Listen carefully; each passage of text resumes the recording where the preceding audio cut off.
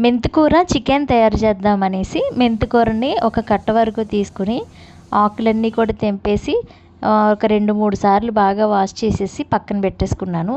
మెంతికూర క్లీన్ చేసుకోవడంలో ఏమైనా కొంచెం పొరపాటు పడినా సరే అందులో పురుగులు ఉండిపోతాయి. అందుకే కొద్దిగా చూసి నీట్గా క్లీన్ చేసుకున్నాను. తర్వాత చికెన్ని ఒక కేజీ వరకు తీసుకున్నది కడిగేసి పెట్టేసుకున్నాను. స్టవ్ మీద ఆయిల్ వేసేసుకున్నాను.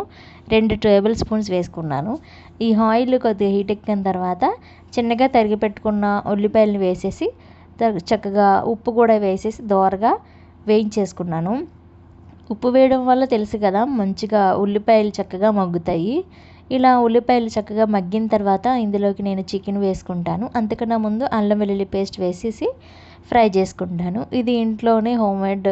నేను ఎప్పుడు కర్రీ వండాలనుకుంటే అప్పుడే ప్రిపేర్ చేసుకొని ఈ అల్లం వెల్లుల్లి పేస్ట్ని వేసేసుకుంటాను. ఇప్పుడు అల్లం వెల్లుల్లి పేస్ట్ మంచిగా మంచి సువాసన వచ్చేంత వరకు ఫ్రై చేసేసుకోవాలి. ఇలా ఫ్రై చేసుకుంటేనే కర్రీ అనేది మంచి టేస్ట్గా ఉంటుంది. ఈ విధంగా ఫ్రై చేసేసుకున్న తర్వాత కడిగి పెట్టుకున్న చికెన్ తీసుకుంటున్నాను. ఇక్కడ బాయిలర్ కాకుండా నేను పారన్ కోడి మాంసాన్ని తెప్పించాను. ఈ చికెన్ అయితే బాగుంటుంది.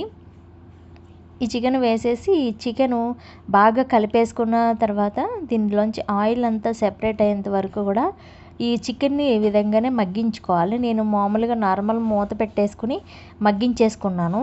ఇలా మగ్గిన తర్వాత ఆయిల్ సెపరేట్ అవుతుంది కదా, అప్పటి వరకు ఉడికించుకున్నాను. తర్వాత దీంట్లోకి కారము, అలాగే కొంచెం రుచికి సరిపడినంత సాల్ట్.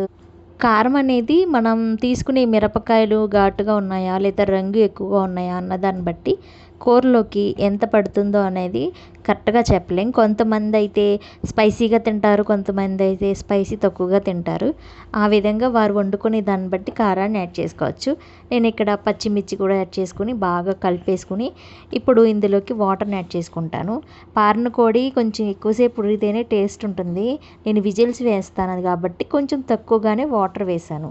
విజిల్స్ వేయకోకుండా డైరెక్ట్గా ఉడికించుకోవాలంటే కొంచెం వాటర్ ఎక్కువగానే పడుతుంది కాబట్టి నేను కొంచెం వాటర్ తోటి 3 విజిల్స్ వచ్చే వరకు ఉడికించేసుకుంటున్నాను. ఇలా ఉడికించేసుకున్న తర్వాత ఇందులోకి గరం మసాలా యాడ్ చేసేసుకుని తర్వాత ఇందులోకి మెంతికూర, అలాగే కరివేపాకు, అలాగే కొత్తిమీర ఇవన్నీ కూడా వేసేసి ఒక 5 మినిట్స్ పాటు దీన్ని స్లోగా సిమ్లో పెట్టేసి ఉడికించుకుంటే గ్రేవీ అనేది బాగుంటుంది. రోటీలోకి అయితే కొంచెము గ్రేవీ ఎక్కువగా ఉంటే సరిపోతుంది. ఇక్కడ రైస్లోకి కాబట్టి కొంచెం థిక్ గ్రేవీ వచ్చేంత వరకు ఉడికించుకుంటున్నానండి. ఇది రైస్లోకి, రోటీలోకి, పూరీలోకి ఈ మెంతికూర చికెన్ అనేది చాలా టేస్టీగా ఉంటుంది. సింపుల్గా ఈజీగా అయిపోయింది కదా.